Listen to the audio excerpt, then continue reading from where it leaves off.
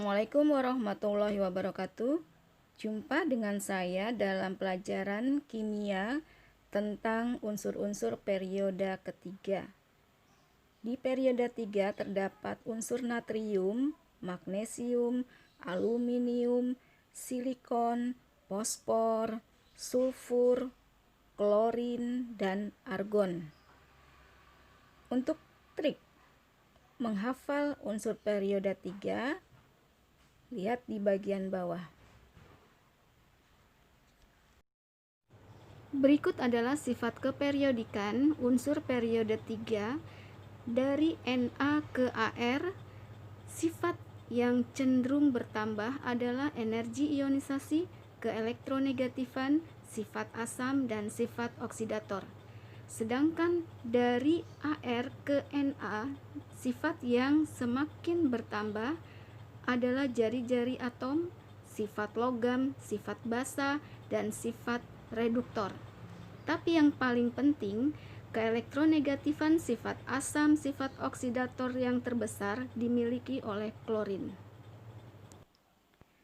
Sifat-sifat umum unsur periode 3 yang pertama adalah titik didih, di mana titik didih Na, Mg, dan Al dipengaruhi oleh ikatan logam.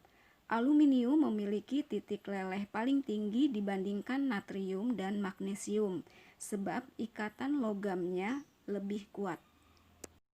Silikon memiliki titik leleh tertinggi di periode 3, sebab silikon membentuk struktur 3 dimensi dengan 4 ikatan kovalen tunggal yang disebut dengan kovalen raksasa.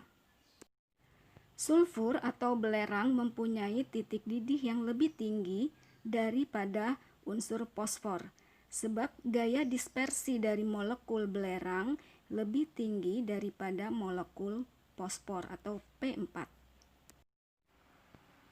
Sedangkan sifat logam pada periode 3, dari natrium ke argon, sifat logamnya semakin berkurang, di mana Na, Mg, dan Al bersifat logam, sedangkan silikon bersifat metaloid, fosfor, sulfur, klorin, dan argon adalah non-logam.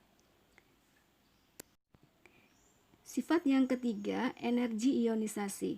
Dari natrium ke argon, energi ionisasi cenderung meningkat, tetapi ada sedikit penyimpangan, yaitu di mana energi ionisasi Mg lebih besar daripada energi ionisasi Al.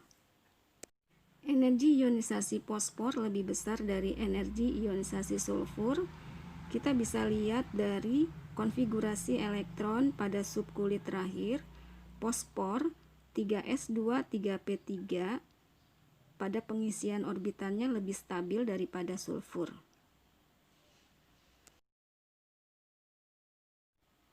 Yang keempat adalah sifat hidroksida, yaitu pembentuk basa. Bentuk hidroksida unsur-unsur periode 3 dapat berupa senyawa ion dan senyawa kovalen. Hidroksida yang berupa senyawa ion dapat melepaskan ion OH- atau bersifat basa, di mana di dalamnya akan terjadi ikatan ion.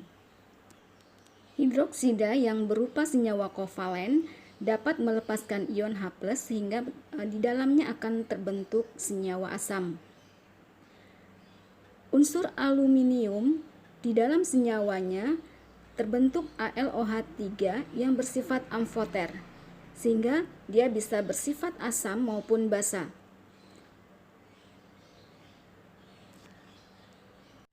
Sifat hidroksida pada periode 3 yang bersifat basa adalah NaOH, MgOH2, dan AlOH3.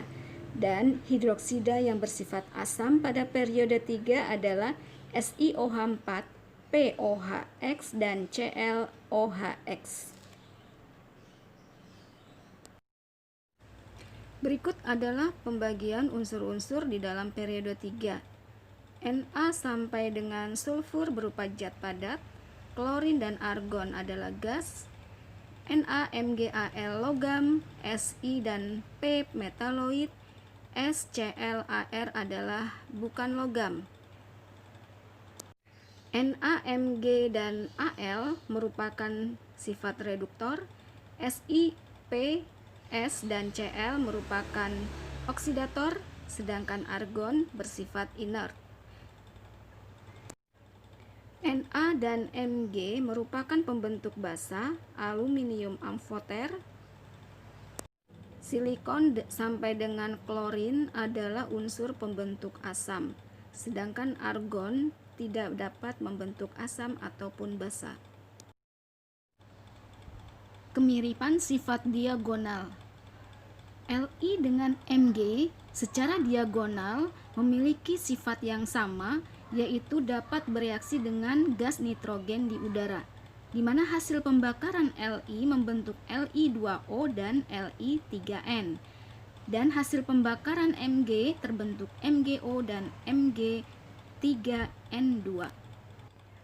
Sedangkan kemiripan sifat diagonal antara boron dan silikon sama-sama bersifat metaloid, yaitu unsur bukan logam yang mempunyai sifat-sifat fisis seperti logam. Contohnya mengkilap, penghantar listrik, dan dapat ditempa. Kemiripan sifat diagonal antara berilium dan aluminium sama-sama bersifat amfoter, yaitu dapat membentuk asam maupun basa. Be membentuk basa, yaitu BeOH2Al membentuk basa AlOH3, sedangkan pembentuk asam BeH2BeO2 dan AlHAlO2. Kegunaan unsur-unsur periode ketiga. Natrium dalam kehidupan keseharian sebagai larutan elektrolit untuk membantu fungsi otot dan syaraf dan menjaga keseimbangan cairan tubuh melalui proses osmosis.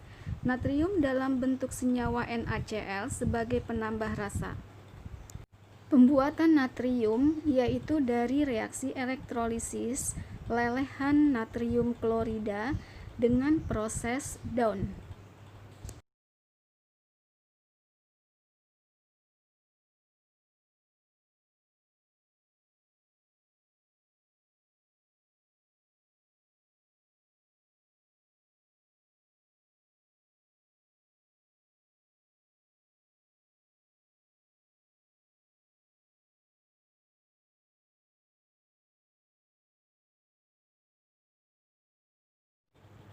Aluminium di dalam kehidupan keseharian bisa digunakan sebagai peralatan rumah tangga karena aluminium ini memiliki sifat yang ringan dan tahan karat.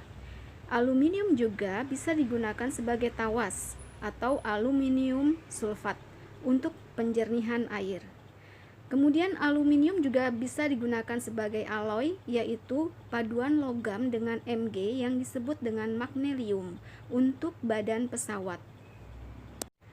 Pengolahan aluminium dilakukan dengan proses Hall-Héroult, yaitu dari larutan elektrolit aluminium oksida dengan menggunakan cara elektrolisis. Silikon. Di dalam periode ketiga, silikon berada di golongan keempat.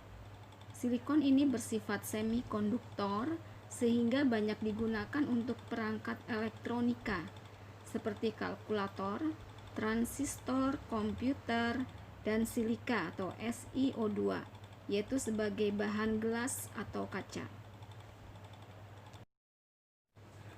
Unsur fosfor. Fosfor ada dua jenis, yaitu fosfor putih dan fosfor merah. Fosfor putih digunakan sebagai bahan baku asam fosfat, sedangkan fosfor merah digunakan untuk bidang gesek korek api. Secara umum, pembuatan fosfor dilakukan dengan proses Wöhler.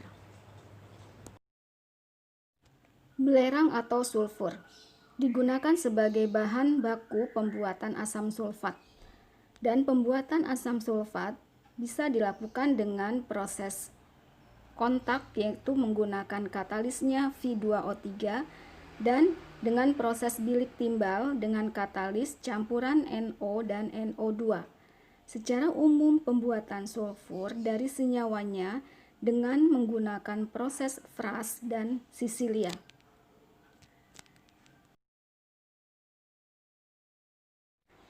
Unsur klorin di golongan 7A pada tabel periodik. Kegunaan klorin yang pertama, klorin dapat digunakan untuk memproduksi air minum yang aman. Yang kedua, dalam bentuk senyawanya yang diklorinasi banyak digunakan untuk sanitasi, pemutihan pulp, desinfektan, dan pengolahan tekstil. Yang ketiga, klor juga digunakan untuk pembuatan klorat dan penting di dalam kimia organik, membentuk senyawa seperti kloroform, karbon tetraklorida, polivinil klorida, dan karet sintetis.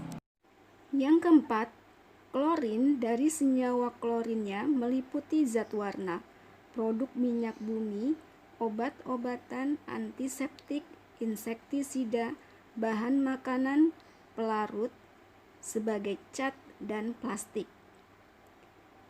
Pembuatan klorin dari senyawanya melalui proses Diakon dan Weldon. Melalui reaksi elektrolisis, larutan natrium klorida atau NaCl berasal dari air laut dan air garam dari tambang garam. Unsur argon adalah gas yang berada di golongan 8A. Kegunaannya yang pertama, sebagai hasil dari ketidakreaktifannya, argon dapat digunakan di bola lampu untuk melindungi filamen. Yang kedua, argon memberikan suasana yang tidak reaktif di sekitar pengelasan. Yang ketiga, argon juga digunakan dalam industri semikonduktor untuk memberikan atmosfer inert untuk pertumbuhan kristal silikon dan germanium. Yang keempat, argon digunakan dalam laser medis, di oftalmologi, misalnya untuk memperbaiki cacat mata, seperti kebocoran pembuluh darah, detasemen retina, glaukoma, dan degenerasi makula. Yang kelima, argon memiliki konduktivitas termal yang rendah dan digunakan sebagai gas antara panel kaca dengan kaca ganda dan triple efisiensi yang tinggi. Keenam, argon diproduksi secara komersial dengan destilasi fraksional dari udara cair.